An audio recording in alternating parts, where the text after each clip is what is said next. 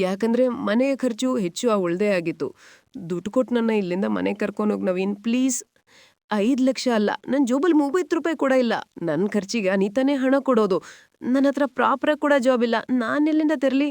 ನೀನೊಬ್ಬ ಯುಜ್ನೆಸ್ ಅಳಿಯ, ಎಂತಿ ಮುದ್ದೆ ಮಾತಾಡಕ್ ಧೈರ್ಯ ಇಲ್ಲ. ಸರಿ, ಫೋನ್ ಮಾಡು, ನಾನೇ ಮಾತಾಡ್ತೀನಿ. ನವೀನ್ ತಡ ಮಾಡದೆ ಅನಿತಾಗೆ ಕಾಲ್ ಮಾಡ್ತಾನೆ. ರಿಂಗ್ ಹಾಕ್ತಿದ್ದಂತೆ ಅನಿತಾ ಕಾಲ್ ಕಟ್ ಮಾಡಿದ್ಲು. ಅದನ್ನ ನೋಡಿ ಪವನ್ ತಾನೇ ಮೊಬೈಲನ್ನು ಕೈಯಿಂದ ಕಸ್ಕೊಂಡು ಮೇಲೆ ಅನಿತಾ ನಂಬರ್ಗೆ ಕಾಲ್ ಮಾಡಿದ್ಲು. ಕೊನೆಗೆ ಅನಿತಾ ಇರಿಟೇಷನ್ನಿಂದ ಕಾಲ್ ಪಿಕ್ ಮಾಡಿ, ನವೀನ್ ನಿನಗೆ ಕನ್ನಡ ಬರಲ್ವಾ? ನಾನ್ ನಿನಗೆ ಸಹಾಯ ಮಾಡಕ್ ಆಗಲ್ಲ ಹೇಳಿದ್ಲು.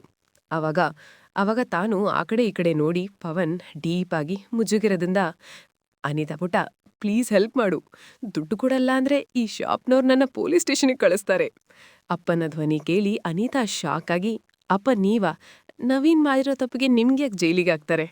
ಅವಳು ಮಾತು ಮುಗಿಸೋ ಮುನ್ನ ಮೊದಲೇ ಪವನ್ ಸಪ್ಪೆಯಾಗಿ, ಬಂಗ್ಲಿ ಜ್ಯುವೆಲರಿ ಅದನ್ನ ಓಡ್ದಿದ್ದು ನಾನೇ, ಫೋಟೋ ತೆಗೆಯೋಣ ಅಂತ ತಿರುಗಿಯೋದೆ, ಅದು ಕೈಜಾರಿ ಕೆಳಗಡೆ ಬಿಟ್ಟು ಹೋಯ್ತು. ಬಿದ್ದರೆ ಬಸ್ಸಿಗೆ ಅದು ಓಡ್ದು ಹೋಗಿದೆ. ನವೀನ್ ತರೋ ಪ್ರಾಬ್ಲಮ್ ಅಂತ, ಅದರಲ್ಲಿ ನೀವು ಸರಿ ಬಿಡಿ, ಇವಾಗೆಲ್ಲಿದ್ದೀರಾ ನೀವು? ಪವನ್ ಆತಂಕದಲ್ಲಿ, ಮಲ್ಲೇಶ್ವರನ್ ಜ್ಯುವೆಲರಿ ಶಾಪ್ನಲ್ಲಿದ್ದೀವಿ ಮಗ್ಲೆ. ಅನಿತಾ ಗಡಿಬಿಡಿಯಲ್ಲಿ ಟೇಬಲ್ ಮೇಲಿರುವ ಬ್ಯಾಗ್ ಅನ್ನು ತಗೊಂಡು, ಸರಿ ಬಿಡಿ, ಅಮ್ಮನ್ ಕರ್ಕೊಂಡು ಇವಾಗ್ಲೇ ಬರ್ತೇನೆ. ಇವಾಗ ಬಂದಿರುವ ಸಮಸ್ಯೆ ಬೆಟ್ಟಕ್ಕಿಂತ ದೊಡ್ಡದಾಗಿತ್ತು. ಕಣ್ಣಿಗೆ ಕಾಣಲು ಶುರುವಾಗಿತ್ತು. ಹೆಬ್ಬೂಲಿ ಪವನ್, ರಾಜಗುರು, ಬೆಂಗಳೂರಿನ ಪ್ರತಿಷ್ಠಿತ ಫ್ಯಾಮಿಲಿಯಿಂದ ಬಂದವಲಾಗಿದ್ರು. 2 ವರ್ಷಗಳ ಹಿಂದೆ ಅನಿತಾ ಅಜ್ಜ ಹರಿಪ್ರಸಾದ್ ಅವರು ಕಾಶಿಗೆ ಹೋದಾಗ ನವೀನ್ ಮೊದಲ ಬಾರಿಗೆ ಭೇಟಿಯಾದ್ರು. ಅವನ ಮುದ್ದಿನ ಮೊಮ್ಮಗಳನ್ನು ಹರಿಪ್ರಸಾದ್ ಅವರು ಪವನ್ ಜೊತೆ ಮದುವೆ ಮಾಡ್ತಾರೆ. ಅನಿತಾಗೆ ತನ್ನ ತಾತ ಅಂದ್ರೆ ಜೀವ. ಹಾಗಾಗಿ ಇವಳು ಏನನ್ನು ಪ್ರಶ್ನೆ ಮಾಡದೆ ಮದುವೆಗೆ ಒಪ್ಕೊಳ್ತಾಳೆ. ಸ್ವಲ್ಪ ದಿನ ಕಳೆಯಿತು.